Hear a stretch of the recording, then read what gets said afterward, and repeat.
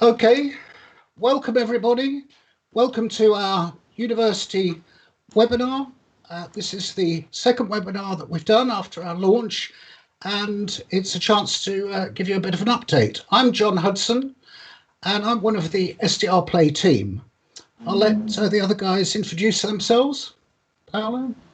I'm Paolo Marzioli. I'm a PhD student at Sapienza University of Rome in aerospace engineering. I collaborated in developing the teaching materials for this course. Lore, go ahead. I'm Lorenzo Frezza. I'm also a PhD student here at Sapienza in aerospace engineering.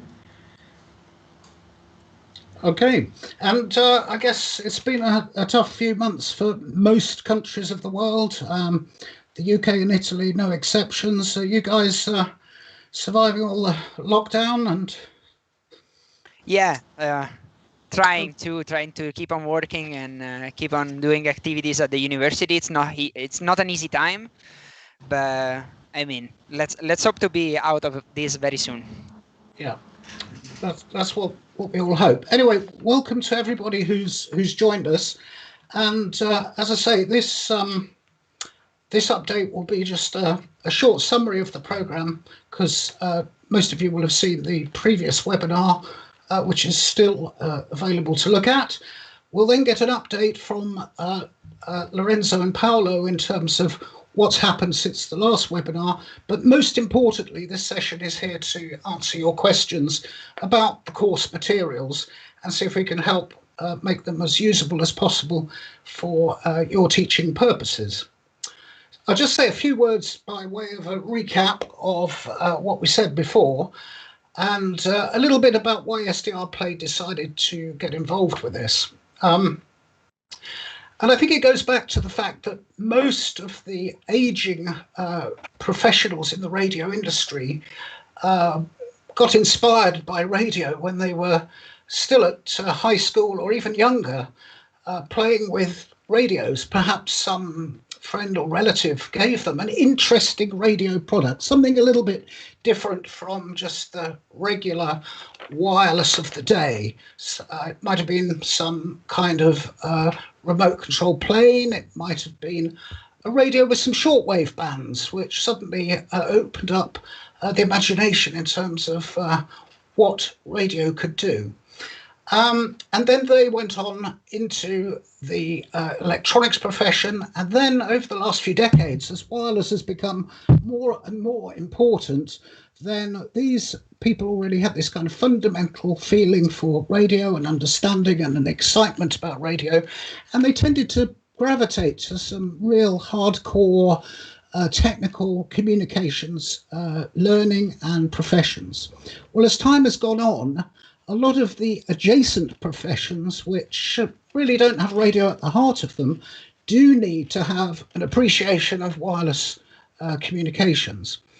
And so what this course is about is helping STEM undergraduates on adjacent courses, like the course at Sapienza University of Rome, the aeronautics team there, who suddenly realized they needed to understand more about radio communications. This course is the course materials that we've developed here, we think will help attract adjacent disciplines across to a love of radio. So, you know, people do ask, well, why use an RSP? And the reason is that a lot of these students are going to come along and have this optional radio course, and if you and there's a lot you could do with something much cheaper, like a $30 dongle. But when it comes to the students actually playing with the radio, understanding the power of a good radio that doesn't have a lot of artifacts, suddenly the whole spectrum's available to them in a way which you'd probably spend 6 or 7 hours just learning how to get rid of phantom signals and the kind of problems you'd have if you were just using a simple dongle. So that was our motivation. This is not course materials for self-learning. It's not course materials for deep communications courses, but it's for all those other STEM courses where suddenly the excitement around what we've put together here should provide a very, very attractive extra course. So if I could just share my screen with you.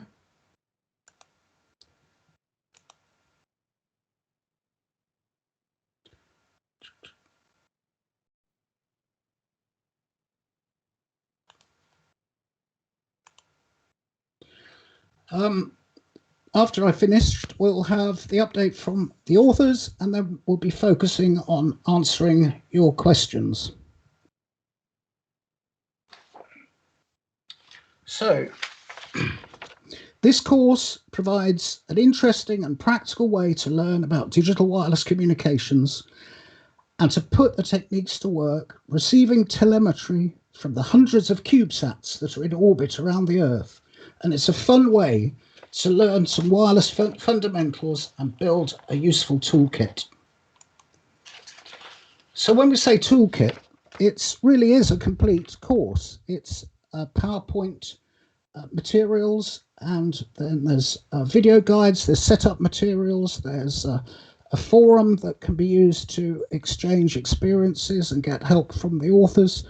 And that's all available now, downloadable from our webpage, and from that you can build a course for students who are going to gain a practical appreciation of radio communications through this step-by-step learning on receiving real satellite signals and having access to repeatable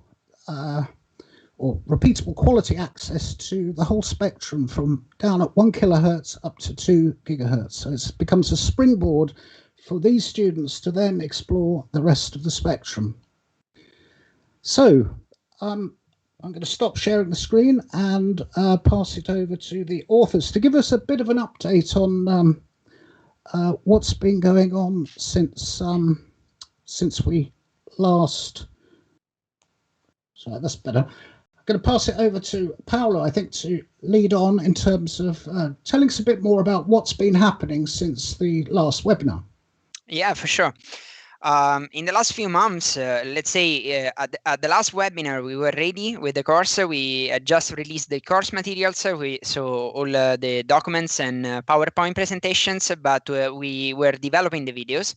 What happened in the last 3 months is that we finished the videos now. So if you take a look at the channel on YouTube of SDR Play Educators, you will find a playlist with our videos. We shot and developed 6 videos for the course that explain the most important practical experiences. We were it was a good challenge for us because we are used to do presentations in front of students, but we are not that used to shoot videos and explain practical experiences with our own computer and staying in time. For example, for a 20 minutes, usually the time of the videos is around that value, so 20 minutes. And in the videos, you will find, as I was saying, all the most important practical experiences. It's a sort of guide mainly for the teacher. So the teacher can look at the video and see what are mainly the most important passages, maybe the most complicated passages, maybe for its class layout and stuff like that. And more than that, we developed everything for the new course that we had to give online. Lorenzo will give you a short overview after my intervention about that. And we basically continued on our work to make something about SDRs for educators and on our research. That was what we did. About the videos, as I was saying, we have the experiences related, for example, to setting up the SDR Play with your own computer is the very first video that we have shown in the last webinar. And then we have a little bit more complicated experiences. I would like to show you a snippet from the connection of an inexpensive inexpensive transmitter. That's what we use to transmit like dummy data to the class, and to the first connection of this transmitter that the teacher has to do during the course, and to the very first reception of data through the SDR Uno screen. So probably we can show my snippet of video from lecture 7, which is, I believe it's the 4th video of the... Thank you, Paolo. The first thing we're going to do is connect our transmitter to the Arduino and the Arduino to the computer in order to generate the signal that we need for the lecture. We are going to follow the guide that we provide in the slides to connect the transmitter to the Arduino. We connect the ground pin to the ground pin of the Arduino, the power to 5 volts since we're using an Arduino Uno, and then slave input to D11,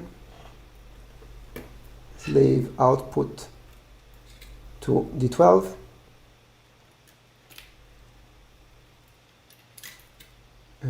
chip select to D10, clock to D13, and interrupt to D2. We can then connect the Arduino USB to the computer. First thing we are going to do is make sure that the correct script is running on the Arduino connected to the transmitter. In this case, we chose to transmit at 423 MHz with a 1200 baud. Let's upload the script to the Arduino.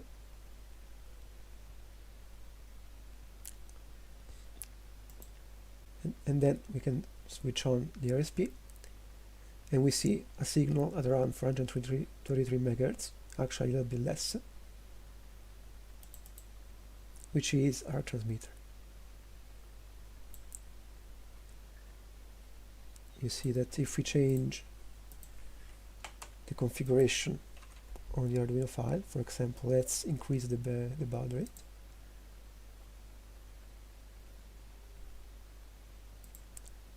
We see that the signal changes. In this case, the time of transmission became a little bit shorter because the baud rate is down. Thank you, Paolo. The first thing we're going to do is connect our transmitter to the Arduino and the Arduino to the computer in order to generate... Okay, if you go on with this video, you will find that the actual signal that you see on the waterfall plot becomes data, and your students will be able to receive the data in the message and the hidden message during the 2 videos that we developed. Now I would like to hand over to my colleague Lorenzo, that was helping in developing and in adapting the course to an online course for COVID times. Lorenzo, tell us something about the updates and on the course that you developed. Thank you, Paolo. So, as you mentioned, yeah, we had the reduced version of the course in December here at Sapienza. It was only 8 hours, so we had to condense a bit the topics in the slides. But still, we managed to give a good part of the course in these 8 hours. We had an attendance of around 30 students from second year bachelor to people doing their master's degree, all in aerospace or space engineering. And of course, due to the pandemic, the course was not held in a classroom. It was all done online, which was a shame. We had to try to make it work remotely, and with some effort, it was possible to do it, even though we lost a lot of the practical part with the SDRs, which the students could not have access to. We hope one day to have a proper class and to share the experience with you. But for now, this is what we could do. But in the end, it was fun. The students were excited to, in the last lecture, to receive to work with the real signals on their computers, even though it was remotely. And even had a few suggestions. A couple of them mentioned that it would have been fun to receive, in addition to text messages, which is what we sent with the dummy transmitter, to also receive images, which could be a good addition to the course. But in the end, it was a positive experience. In In the meanwhile, as Paolo mentioned, we went ahead with the videos. They're all available online on YouTube. We can show you, for example, a sample from video 6, which is the video where we receive signals from actual satellites. So instead of receiving from the dummy transmitters, we actually try to receive a couple of CubeSats in orbit using the RSP and a monopole antenna. So we can queue up video 6 now.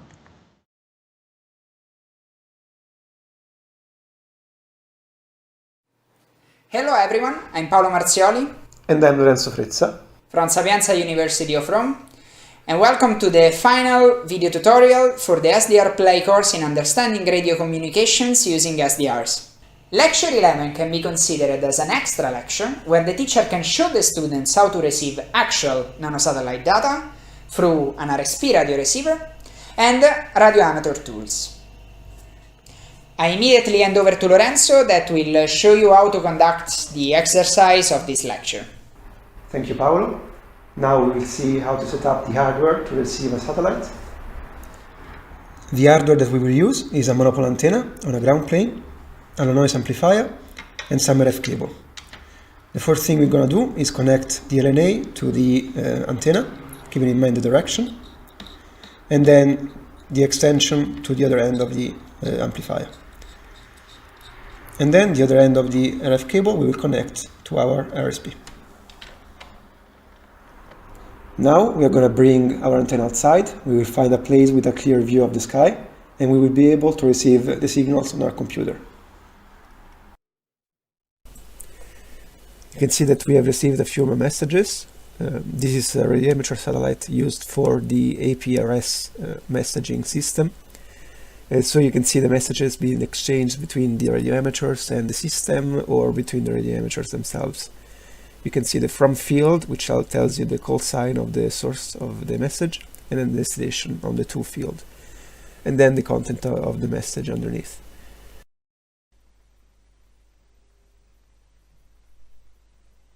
Okay, this packet was actually strong enough to receive, and you can see that on Sound Modem we got a non-AX25 frame and the length of the frame, and on AGW we actually got the packet in hexadecimal. A second packet has arrived of decent strength, so this one as well has been listed in AGW online keys. We'll keep tracking the packets as they arrive by shifting the Doppler, and any packet will be shown in AGW keys. In this case we have an interference at these two frequencies, 0.125 and 0.150, so we don't receive all the packets, but close enough to get something.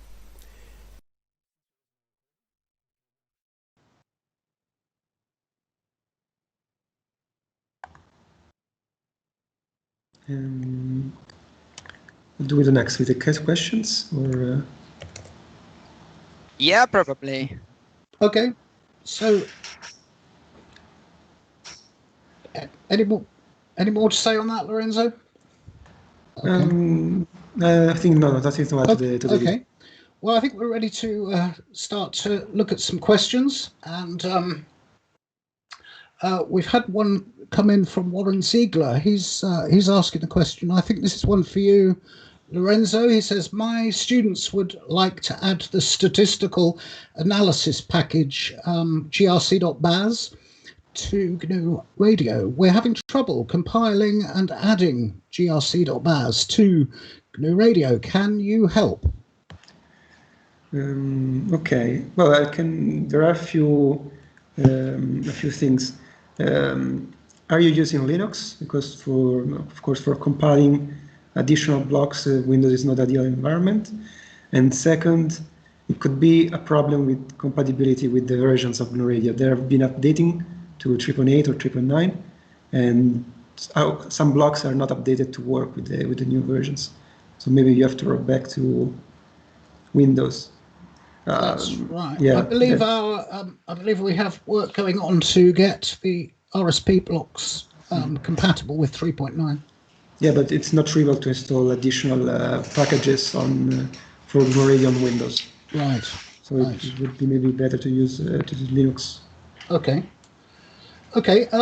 Actually, while we've got you, Lorenzo, one more for you here.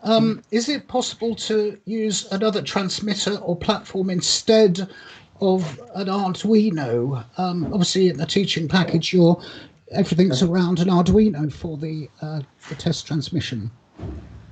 Yeah, in the teaching package, we provide all you need to set up the dummy signal from the Arduino code to the wiring, and as well as the receiving code for GNU Radio that the students will use or would actually develop.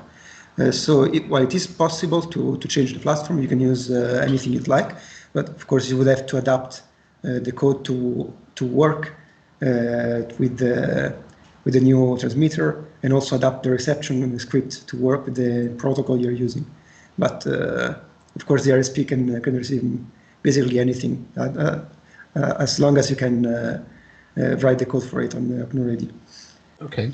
And actually, related to that, could you say a bit more about why you chose the particular transmitter that you did? That's the Texas Instruments CC1101. We chose it mainly because it is very cheap and widely available. So wherever you are in the world, somehow you will be able to get a version of it that is compatible with Arduino. We didn't want to make an art choice for a specific transmitter, which is only available from a specific brand. This way, it's easy for everyone to work with it. Okay. Great, thank you. In fact, Warren has come back just in relation to the previous topic in terms of what is a stable version of GNU that is compatible with BAS. I mean, I don't know, I guess you're saying in Windows, none of them have been so far. Perhaps you could just clarify that second question. The packet for Windows, I think it would be hard, if not almost impossible.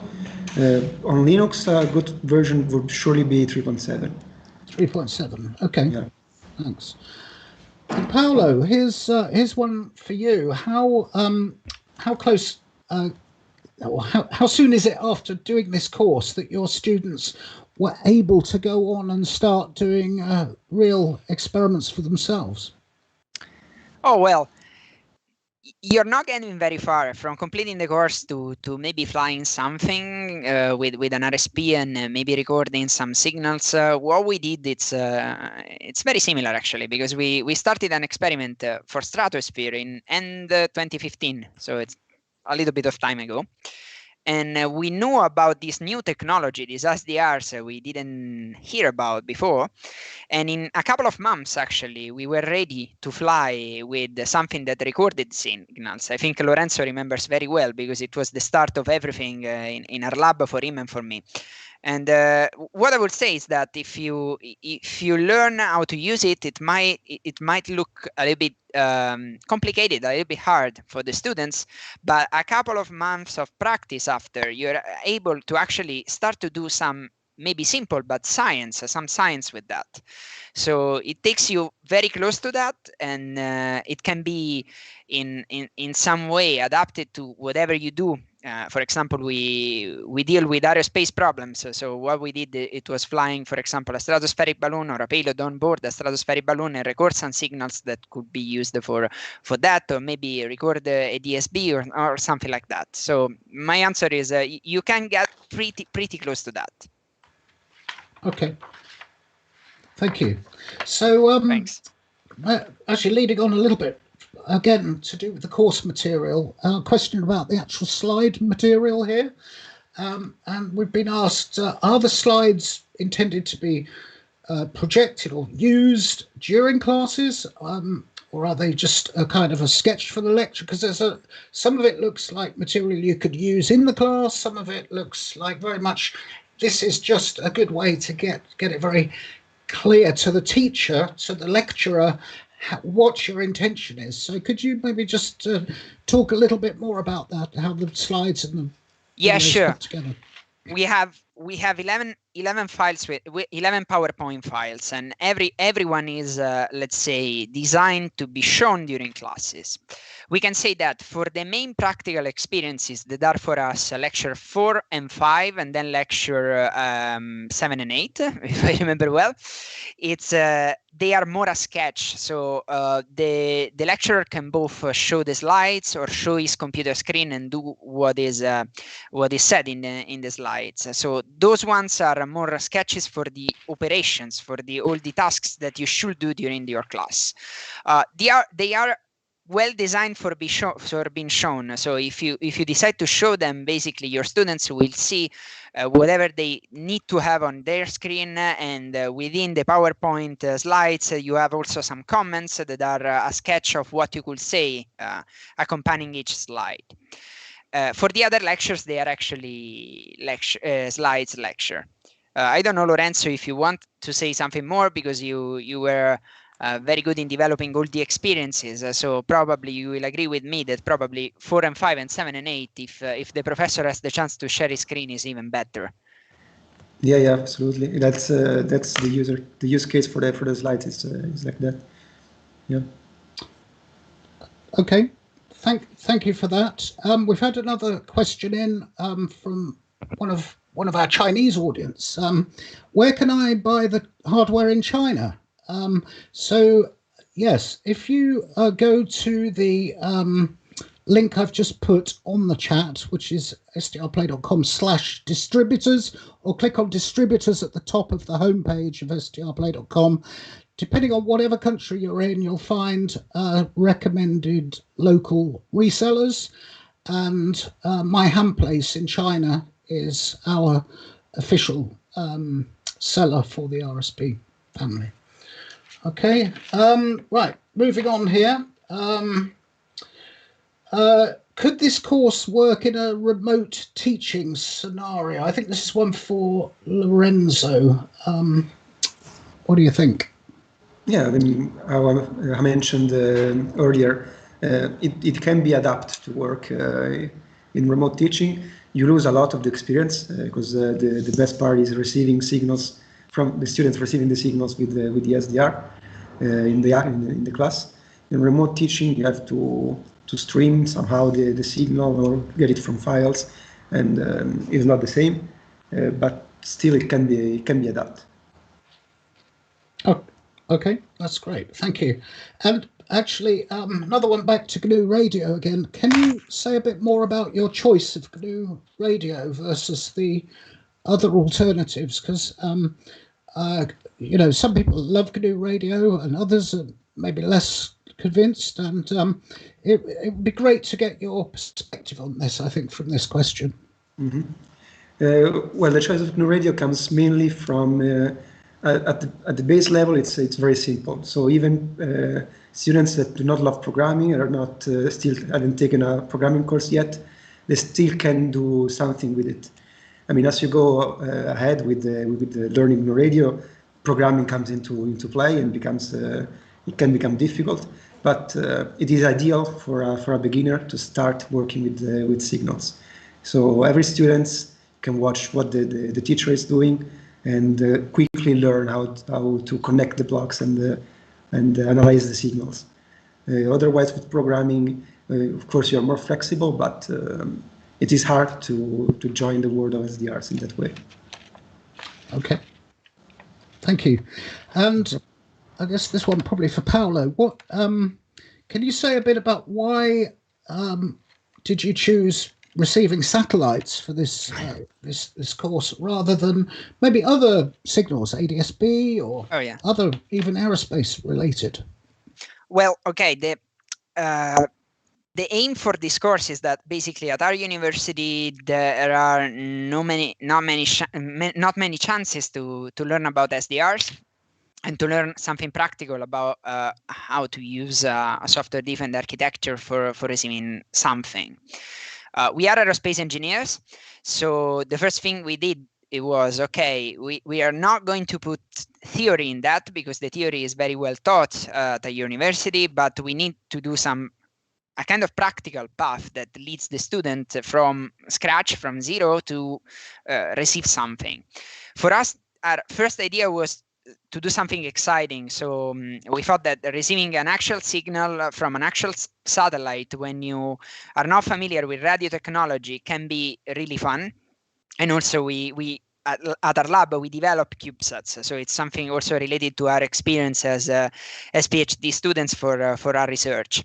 Why not ADS-B? There's not any particular reason on not doing ADS-B. We thought that it could be exciting for our students to do satellites, but also you can download the course and you can download the materials and you can adapt them to your needs, to your students' needs and to your students' aims mainly. So I wish that when everyone has downloaded the course, maybe someone adapts it to receiving ADS-B and decoding it, and we see an adaptation of this course with a new final experience or something like that. But in the future, why not? I mean, if we set up another laboratory, hopefully in person next year, we can even do something more about that. And everyone is very welcome if you change your final experience and you decide that something is much more exciting for your students. We are happy to know. We set up a forum for discussing about the usage of the course. So we are very, very ready to receive your suggestions and also your experience. Yes, in fact, Istvan Svab has commented that it looks like a great starting point to sort of get introduced to SDR Play and the GNU radio platforms.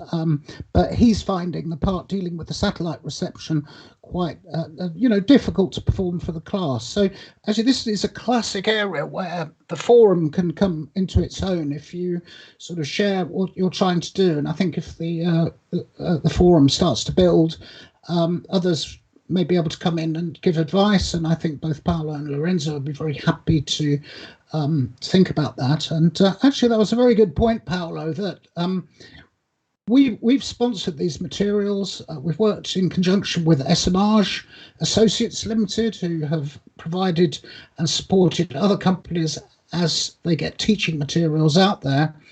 And, we're learning as we go. And the course, in terms of how easy it is to get up and running in your environment, will be case by case, and we're very happy for people to take that materials and if you want to adapt it to use other hardware, so be it. We just want to really encourage use of SDRs as a new way of introducing radio communications as a topic. There are many purposeful, more detailed, much longer courses which take you deep into radio communications around other platforms like the Lime Micro, the Adam Pluto, and so on. But actually, those are in themselves requiring a real commitment to radio communications up front. The idea here is that with some signal theory, you could start to really see both sides of the communication, transmission, reception, and using a platform which then allows you to, if your next project, your next interest is some other part of the spectrum, you can just go in and reliably see those signals without having to kind of research, now, how do I make this thing work reliably under these conditions? I have one related question that came in previously, was actually on that topic, where I think this came from Southampton. The RSP1A has a very wide frequency range, and actually, we're not really in this course materials touching on the other parts of the spectrum. Again, due to time, but a wideband SDR that goes from kilohertz to gigahertz, you can get pretty good reception of signals with 2 or 3 purposeful antennas to span that spectrum. For VHF and above, a whip antenna, even though it won't be perfectly tuned to a quarter wavelength, will give adequate line of sight communications to everything from the aircraft through to broadcast stations up to ADS-B signals at 1 gigahertz and some of the other specialist frequencies above that. For HF and below, then the cheapest way of doing that is just a long length of wire outside, away from electrical noise, and you've got coverage all the way from long wave through medium wave, short wave, and up into even local VHF. Now the problem typically becomes one of electrical interference if you're trying to do this deep indoors, and then tuned magnetic loops will give some improved performance. But the point here is that the same SDR radio is capable of operating across all those frequencies, and as you tune from one end to the other, you should get high integrity signals across all those frequencies. Looking back at the chat here, I've had a question from Francisco Gerardo Hernandez Rivera, and maybe this is one for you, Paolo. What would be your recommended bibliography to accompany your course? Okay, it's a very tough question actually, but the course for how it's developed, it's mainly practical and related just to how to learn on an introduction to the SDRs, as I was reading in the comments before. So your students shall have some previous knowledge on signal theory, and we didn't have the ambition to recommend this or that book for signal theory basics, because it's a prerequisite, and every university teaches in its own way, and also it's depending on the measure of the students. Because, for example, maybe in aerospace engineering, you pay attention to things that are more related to satellite communication or to aeronautical communication, or in telecommunication engineering, you pay attention to the whole topic. We didn't have this ambition also because we aren't really specialists of telecommunications, but we use SDRs for aerospace purposes. So I wouldn't say that there's a recommended bibliography, but it's a need that your students already know something, I would say much more than something, in signal theory. And you can then use the course to apply the knowledge to something that is real under your hands, so hands-on education. And it was very important for us, for example, because our students usually, or me as a student, I had some knowledge on signal theory, but then turning it into practice, it's not that easy if you don't get started very early in your academic path. Probably I didn't answer the question, but it's my answer or our answer as we decided to set up the course. I don't know, Lorenzo, you have any further comments or something to recommend? No, I don't know, because most of the books which mention what we do is both very distributed among different topics, so satellite communication, SDR, signal processing, signal theory. So it would be, and they go much more into detail than what we do for the theory part. So I wouldn't know what specific books to recommend for it. Okay. Also for you, Lorenzo, can the content of the transmitted message during the practical parts be changed? Yeah, in the code we provide, it is possible to change the message. For now, it is a simple message containing a counter, but it could contain anything you want. I mean, the Arduino system is available. You can put, for example, a sensor on the Arduino and send values of that sensor in the message, or you could try to send an image packet or something like that. The code is flexible, be able to adapt to whatever you want to send. It's not a problem. Okay, thank you. Another one here. Can we say a bit more about the choice of connectors? I think this is in relation to the RSP1A. Yes, so the antenna 50 ohm socket is a regular SMA socket. So to connect to that, you need a male plug, which has a center pin. So it's a standard SMA connector, and the choice there, because obviously at lower frequencies there are slightly more rugged connectors, but we looked at the choice, and SMA connectors are pretty good all the way up to into the gigahertz, and so the losses were better for particularly the higher frequency range. Regarding the other connector, which is the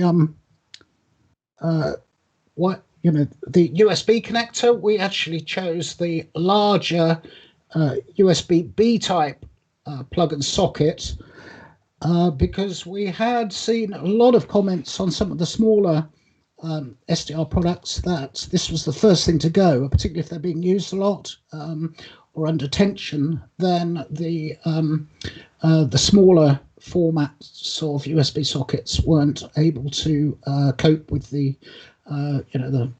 rugged treatment. So that's why we chose something that's actually very readily available for a lot of the printers and so on. So that's a bit about the connectors. Just having a look here. Questions from China. Can we use it for self-learning purpose? So I think we may have touched on that already. I'll just like to I'll pass it to Paolo.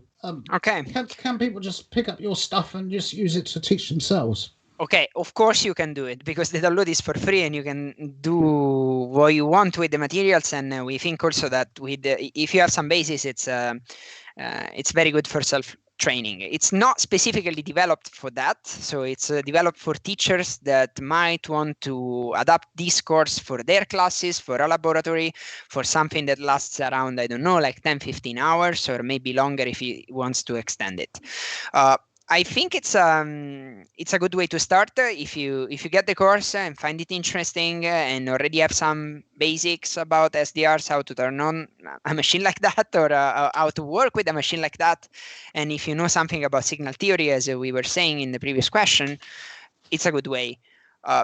The best you can do is probably, if you don't have a class to share with your lab mates or teammates and learn together, because it's we think that it's the class environment and maybe the possibility to do the experiences all together in a class that makes the course valuable, together with the let's say the knowledge that is spread all over the lectures. So you can do it. It's not specifically aimed at that. It's not a YouTube course, it's not a self-training course, but why not? I mean, it's a very good way to start. Okay, that's good. And actually, we've had a suggestion come in from Erwin Searle with a recommended book there, Software Defined Radio for Engineers by Travis Collins. It's in the live chat there, if anyone wants to look at that. Istvan asks, can one use the SDR player with, say, a Raspberry Pi for remote operation through internet with this course, especially for receiving satellite signals? I don't know if you want to take that. I can start and Lorenzo goes after. I think actually the first prototype that we made fly on a stratospheric balloon, it was an RSP connected to a Raspberry Pi, so it's flight proven. It's indeed you can do it. I passed the question to Lorenzo for specific satellite signals reception, because we recorded the VHF spectrum at the time for aeronautical signals. I think it's a very good way, but Lorenzo, tell me more about it. Yeah, what it's specifically mentioning is the remote operation through internet. I think it would be possible. I mean, we've used RSPs connected to the internet in the past to receive satellites, actually. Of course, you need a good bandwidth because the signals occupy a lot of data connection. But if your connection can handle it, it can work. You can set up a GNU Radio script to or directly talk to the API to send the data through TCP/IP or UDP, maybe better, and receive it on the other end from GNU Radio, again from UDP. So it is possible to do it. They should. I guess this probably needs a bit more in-depth discussion. Maybe again the forum would be a place to do that, because I could see the question on a number of levels. It's can you just remotely connect any of the GNU Radio stuff to a remote RSP, and then you've got to handle all the special communication protocols, and you know, likewise, it depends who's remote from whom. Is it teacher from student, or is it student as part of a demo? But I think that would take a bit more going into Istvan. But if you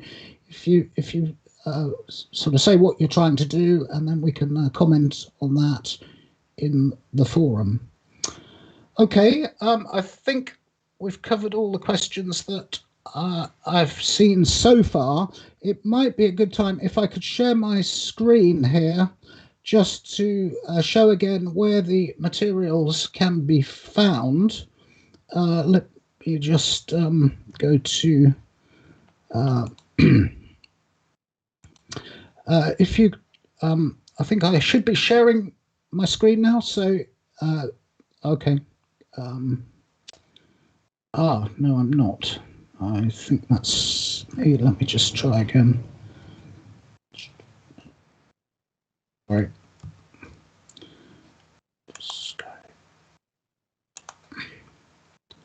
Try it again. Is that sharing now? Okay, so this is the homepage, or this is the SDR Play Educators page. So if you go to our homepage, and then along the top here, you'll see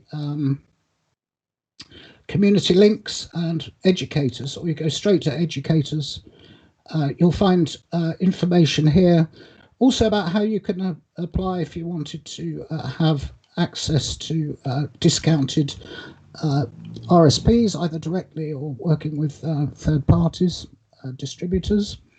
But most importantly for this course, you'll see the links to Understanding Radio. So it's sdrplay.com/understanding radio, where you can register here to download the course materials, and that will just take you to a panel where you just say a little bit about yourself. And the main thing here is if you don't have a .edu email address, do just make sure you elaborate in the comments that you are not just a spammer or something like that, which is even more important when you come to the forum. And you'll find here the links to the forum. And for the forum, we do ask you to sign up. It's a PHP bulletin board based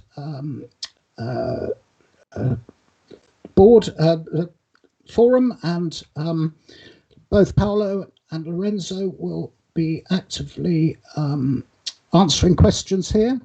So at the moment it's just started out with various questions and links in this section here. So that's something we invite you to join up with.